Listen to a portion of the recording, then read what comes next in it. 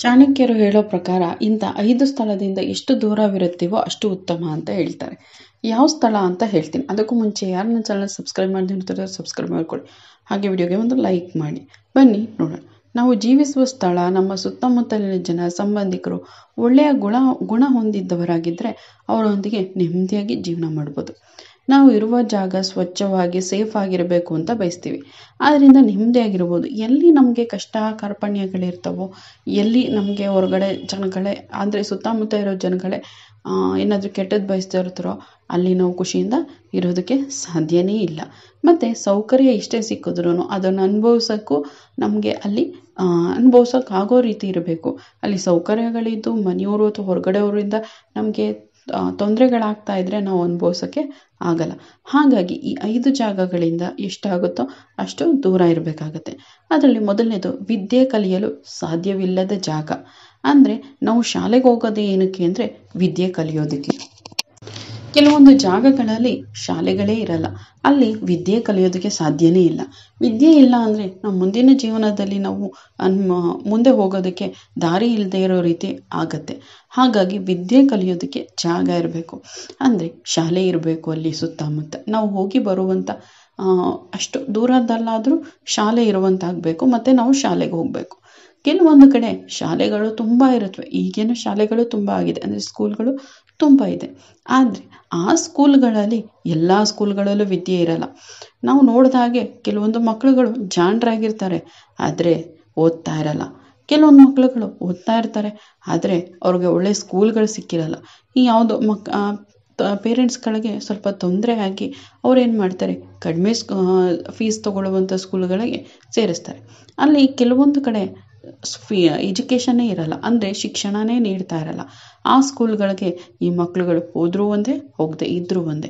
ಕೆಲವೊಂದು ಕಡೆ ಜಾಸ್ತಿ ಡೊನೇಷನ್ ತಗೋತಾರೆ, ಅಲ್ಲೂ ಕೂಡ ಬೇಕಾಬಿಟ್ಟಿಯಾಗಿ ಮಾಡ್ತಾರೆ. ಅಂಥ ಸ್ಕೂಲ್ಗಳಿಗೂ ಕೂಡ ಹೋದರೂ ಒಂದೇ ಹೋಗದೆ ಇದ್ದರೂ ಒಂದೇ. ಆ ಮಕ್ಕಳುಗಳು ಕಲಿಯೋದೇ ಇಲ್ಲ. ಇನ್ನು ಎರಡನೆಯದು ಉತ್ತಮ ಕೆಲಸ ಸಿಗದ ಜಾಗ. ನಾವು ಓದಿರ್ತೀವಿ ಅಥವಾ ಓದಿಲ್ಲದೆ ಇರ್ತೀವಿ. ನಮಗೆ ಸ್ವಲ್ಪ ದೊಡ್ಡವರಾದಮೇಲೆ ನಮಗೆ ದುಡ್ಡು ಕಾಸು ಬೇಕಾಗುತ್ತೆ.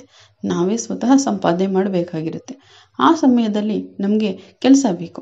ಕೆಲಸಕ್ಕೋಸ್ಕರ ತುಂಬ ಜನ ಬೇರೆ ಬೇರೆ ಜಾಗಕ್ಕೆ ಹೋಗಿ ಅಲ್ಲಿ ಕೆಲಸನ ಸಂಪಾದನೆ ಮಾಡಿಕೊಂಡು ಜೀವನ ಮಾಡ್ತಾ ಇರ್ತಾರೆ.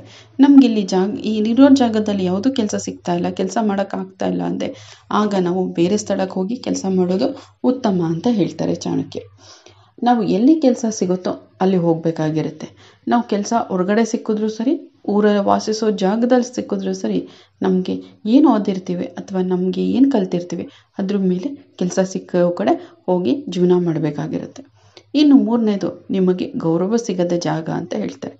ಚಾಣಕ್ಯರ ಪ್ರಕಾರ ನಾವು ಕೆಲಸ ಮಾಡೋ ಪ್ರದೇಶ ಆಗಿರ್ಬೋದು, ನಾವು ವಾಸಿಸೋ ಸ್ಥಳ ಆಗಿರ್ಬೋದು, ಅಲ್ಲಿ ಸುತ್ತಮುತ್ತ ಜನರು ಅಥವಾ ಮನೆಯವರು ಗೌರವ ಕೊಡಲಿಲ್ಲ ಅಂದರೆ ನಾವು ಏನು ಮಾಡಿದ್ರೂ ಅಲ್ಲಿ ಬೆಲೆನೇ ಇರೋದಿಲ್ಲ.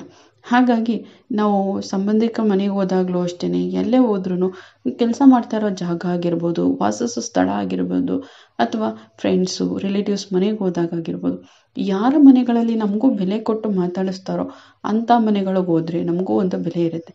ಯಾರ ಮನೆಗಳಲ್ಲಿ ಬೆಲೆ ಇರಲ್ವೋ ಅಂಥ ಮನೆಯವ್ರಿಗೆ ಹೋಗದೇ ಇರೋದೇ ಒಳ್ಳೆಯದು ಅಂತ ಚಾಣಕ್ಯರು ಹೇಳ್ತಾರೆ.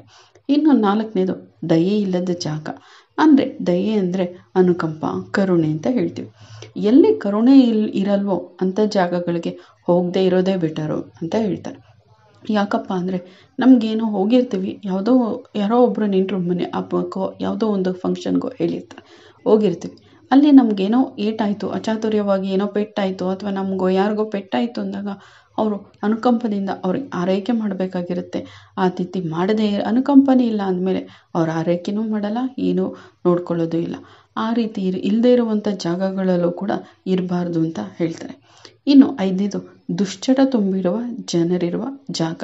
ಅಂದರೆ ದುಶ್ಚಟ ತುಂಬಿರೋರು ಅಂದರೆ ಕೆಟ್ಟ ಚಟ ಇರುವಂಥವ್ರು. ಅವರು ಒಳ್ಳೆಯವರಾಗಿದ್ರೂ ಕೂಡ ದುಶ್ಚಟ ಕಲಿತ ಮೇಲೆ ಕೆಟ್ಟವರಾಗಿಬಿಡ್ತಾರೆ. ಆ ಕೆಟ್ಟವರಾದಮೇಲೆ ಅವ್ರಿಗೆ ಒಳ್ಳೆತನ ಅಷ್ಟಾಗಿ ಇರೋದಿಲ್ಲ. ನಮ್ಮ ಒಳ್ಳೆತನ ಮರೆಯಾಗೋ ಚಾನ್ಸಸ್ ಇರುತ್ತೆ ಕೆಟ್ಟ ಚಟಗಳನ್ನ ಕಲಿತ ಮೇಲೆ. ಹಾಗಾಗಿ ದುಶ್ಚಟ ಎಲ್ಲಿರುತ್ತೋ ಅಲ್ಲಿ ನಾವು ವಾಸಿಸೋದಾಗಲಿ ಅಲ್ಲಿಗೆ ಹೋಗೋದಾಗಲಿ ಮಾಡೋದು ತುಂಬ ಕೆಟ್ಟದ್ದು ಅಂತ ಚಾಣಕ್ಯರು ಹೇಳ್ತಾರೆ. ಈ 5 ಸ್ಥಳಗಳಲ್ಲಿ ನಾವು ಇರಬಾರದು ಅಂತ ಚಾಣಕ್ಯರು ಹೇಳ್ತಾರೆ. ಈ ವಿಡಿಯೋ ಇಷ್ಟ ಆಗಿದೆ ಅಂತ ಭಾವಿಸ್ತೀನಿ. ಇಷ್ಟ ಆಗಿದ್ರೆ ಲೈಕ್ ಮಾಡಿ. ಹಾಗೆ ನನ್ನ ಚಾನಲ್ ಇನ್ನು ಯಾರು ಸಬ್ಸ್ಕ್ರೈಬ್ ಮಾಡದೆ ನೋಡ್ತಿದ್ರು ಅವರು ಸಬ್ಸ್ಕ್ರೈಬ್ ಮಾಡ್ಕೊಳ್ಳಿ. ಕೇಳಿದ್ದಕ್ಕಾಗಿ ಧನ್ಯವಾದಗಳು. ಮುಂದಿನ ವಿಡಿಯೋದಲ್ಲಿ ಸಿಗೋಣ.